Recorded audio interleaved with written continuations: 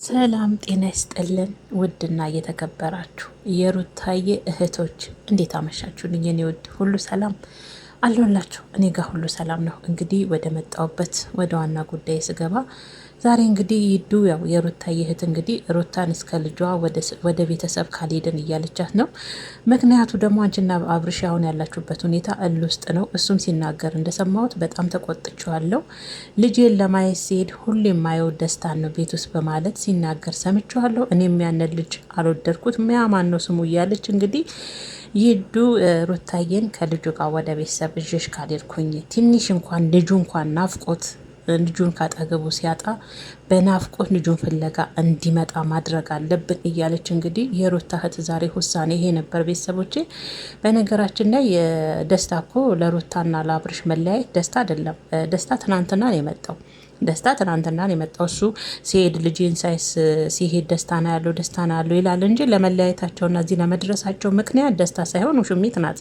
ይሄ ግልጽ ነው። ደስታ እኮ ትናንትና ነው የመጣው። ስለዚህ ማለት ነው ሩታዬ ደግሞ ለማን አባቱ ደስ ይበለው ብላ ነው ቤቷን ጥላ የምትሄደው። ቤቷን ጥላ ሄደሽ ማለት ነው ለአብርሽና ለውሽሚት መፈንጫ ሆነ ማለት ነው። ሲጀመር አብርሽ ትዳር አይፈልግም።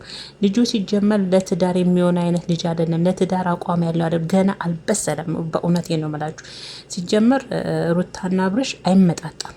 እሷ እንደ እድሜዋ አይደለችም። እግዚአብሔር ብስል ያለች ናት። እሱ ገና እንጩጭ ነው። በቃ እሱ ገና መዝለል ላይ ነው። ስለዛ ባታስጨንቋትስ? እህቶቿም ደግሞ ለማብላ ነው ቤቷን ጥላ የምትሄደው። አሁን አንዳንድ ልጆች ትሂድ ቤተሰቦቿ ጋር አትሄድም። ለማን አባቱ ደስ ይበለው ብላ ቤቷን ለቃ የማንም መፈንጫ መታረ እኔ ምነው ማለት ነው። ያለ አብርሽ መኖር አይቻልም እንዴ? ያለ አብርሽ መኖር አይትችልም እንዴ? ትችላለች እኮ ዝንጥፏ ብላ ማለት ነው ከልጇ ጋር። ያመጣ አብርሽ ነው፣ ያመጣ ታረቆ ነው፣ ያመጣ አብርሽ ነው።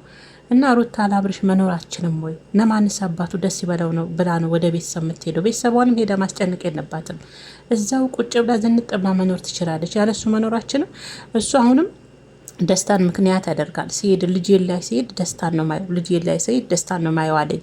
እሱስ ምን እየሰራ ነው? የጽድቅ ስራ ነው እሱ ያዘው። እሱስ ከውሽሚት ጋር የጽድቅ ስራ ነው እየሰራ ያለው። የእሱ አይታይም። እሱ እየሰራ ያለው የጽድቅ ነው። የሩታ ሲሆን ትናንትና የመጣ ልጅ ለእነሱ መለያየት ምክንያት ሊሆን አይችልም። ደስታ እኮ ትናንት ነው የመጣ አይደል እንዴ? ሲጀመር እሱስ ምን እየሰራ ልጁ ሲጀመር ለትዳር አይሆንም። ይቅርታ አድርጉልኝ። የእውነት አብርሽ ገና ዘሎ ጨፍሮ ተንጠልጥሎ ታሽቶ ገና አልጨረሰም፣ አልጠገበም። ስለዛ እሷን ባታስጨንቋት። አሁን እኮ ሩታ ሰላም ናት። በቃ እንደ ዝንጥፋ ብላ ላያችኋትም እንደ መር ብሎባታል እኮ እንዴ። ያለ አብርሽ አትኖርም እስከሚባል ድረስ እየሄዳችሁ ባታስጨንቋት። መቼም ፈርዶባታል። አሁን መቼም ግራ ገብቷት ዝም ምን ያለችው በቃ። የእውነቴን ነው የምላችሁ ቤተሰቦች። እንደው ሩታዬ እንደው ፈጣሪ ጽናቱን ይስጥሽ። እንደው አብርሽ እንደው ምን አይነት ትዳር። አብርሽ ገና ወጠጤ ለነገሩ ገና 21 ዓመት ልጅ አይደል እንዴ? ገና ጥንጦ ይሰጠዋል። 21 ዓመቴ ነው 20 ዓመቴ ነው ይላሉ። ሩታ እኮ በቀደም ያከበረችው 23 ዓመቷና እሱ 21 ዓመቱ ነው ገና።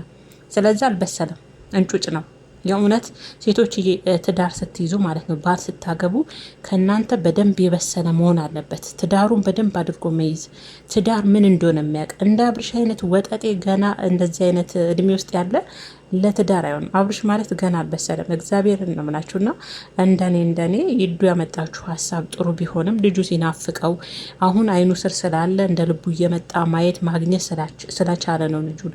አሁን ግን አንቺንና ልጅሽን ወደ ቤተሰብ ጋር ወደ ማዘርጋ እዥሽ ለትንሽ ጊዜ ልሂድና የልጅ ናፍቆት ምን እንደሆነ ሲገባው ያን ይስተካከላል ነው። አብርሽ አይደለም ልጁን የፈለገ ነገር ቢሆን የሚስተካከል ልጅ አይደለም፣ የሚገባው ልጅ አይደለም። ድንጋይ ላይ ውሃ እንደማፍሰስ ነው አብርሽ ማለት። ሲጀመር አብርሽ እስከናካቴው ለትዳር የሚሆን ወድ አይደለም። እግዚአብሔርን ቤተሰቦች እና ለማንስ አባቱ ብላ ነው ጥላ ቤቷ የምትሄደው? እሷ እኮ ያንን ቤት ጥላ ብትሄድ የእሱና የውሽሚት መጨፈሪያ ነው የሚሆነው። ከምሬን ነው መላችሁ፣ የእሱና የውሽሚት መጨፈሪያ ነው። እኔ ቤት ልጁን ላይ ሲሄድ ማን ነው ደስታን ነው ማየው። ልጁን ላይ ሲሄድ ደስታን ነው ቤት ውስጥ ማገኘው ይላታል። እሱስ ምን አንተስ ምን እየሰራ ነው አትዩም ነበር? ይዱ እንደ እህት አንተስ ምን እያደረክ ነው? አንተስ ምን እየሰራህ ነው? የልጅ አባት ነው። እሷን የልጅ እናት ነሽ ይሏታል። በእናትነቷ ሊያሸማቀቋት ይፈልጋሉ። ገናችን አንድ ፍሬ የኔ ቀበጥ ሩታዬ ማለት። እሱስ ምን እየሰራ ነው? ከውሽሚት ጋር ምን እያደረገ ነው? አንተስ ምን እያደረክ ነው? ከሄርሜላ ጋር ብለሽ መጠየቅ ነበረብሽ። ደግሞ ለነሱ መለያየት መቼም ቢሆን ለነሱ ትዳር እንዲህ መሆን ደስታ አይደለም። ደስታ ትናንት ወዲያ ምናምን የመጣ ልጅ ነው። እሱ ሊሆን አይችልም። ስለዛ ይዱም ደግሞ ደስታን ጠልቼዋለሁ፣ ምንም ደስ አላለኝም፣ የሶስት ፊደል የያዘ ልጅ እያለች ነው። ምንም ብትጠዩ እኛ ወደነዋል፣ ይዱዬ እኛ ወደነዋል። ሩታ የወደደችውን እንወዳለን፣ ሩታ የጠላችሁን እንጠለዋለን። ደስታን በነገራችን ይወደነዋል። በቃ ትንሽ አንዳንድ ያጎራው ምናምን አላደ ያቺ ዳላር ምናምን በዚህ በብር እንትን የሚለው ነገር ትንሽ እኔ ይደብረኛል። ንግግርም ብዙ አክቲቭ አይደለም እንደ ሩታ። ሩታዬ እኮ ቅመም ናት የእውነት ንግግር ላይ አንደኛ እኮ ናት። እንደዛ አለመሆኑ ትንሽ ቀራናል እንጂ አንቺ አትወደጁ፣ እኛ ወደነዋል። ሩታ ከወደደችው በቂ ነው። ይዱዬን ያልወደድኩትም ያ ልጅ እንደመጣውም ያው ስሜታዊ ሆኜ ተቆጥቼም ከቤት ማስወጥቼዋለሁ። ሩታዬም አስቀይሜ ጨውኬባታል ነው እንደመጣ ስሜታዊ ሆኜ ነበር። ዛሬ ደግሞ ተረጋግቼ ነው ላወራት የፈለግኩ ብለሻል። ደስታን መጠላትሽ ያው እሷ ከወደደችው ምንም ማድረግ አይቻልም። ዋናው እሷ ትውደድ የኔ ቆንጆ።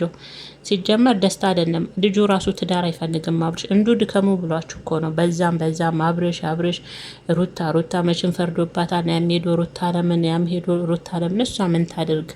ልጁ ለትዳር አይሆንም። በቃ እስቲ ተዋት። እስቲ ልጁ ትንሽ ከፍ ይበለላት እሷ